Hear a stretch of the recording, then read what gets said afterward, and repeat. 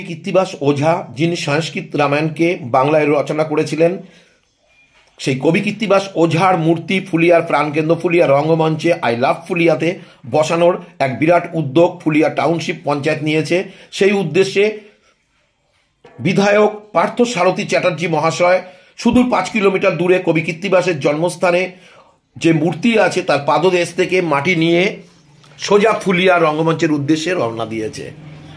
শেষে বিধায়ক কিন্তু সুদূর 5 কিলোমিটার দূর থেকে কবি কৃত্তিবাসের জন্মস্থান, সেখানে যে কবি কৃত্তিবাসের মূর্তি আছে তার পাদদেশের মাটি মাথায় করে ফুলিয়ার প্রাণকেন্দ্র ফুলিয়া রঙ্গমঞ্চে আই লাভ ফুলিয়াতে, যেখানে কবি কৃত্তিবাস ওঝার মূর্তি বসানো হবে, সেখানে কিন্তু অলরেডি মাটিটা নিয়ে চলে এসছে।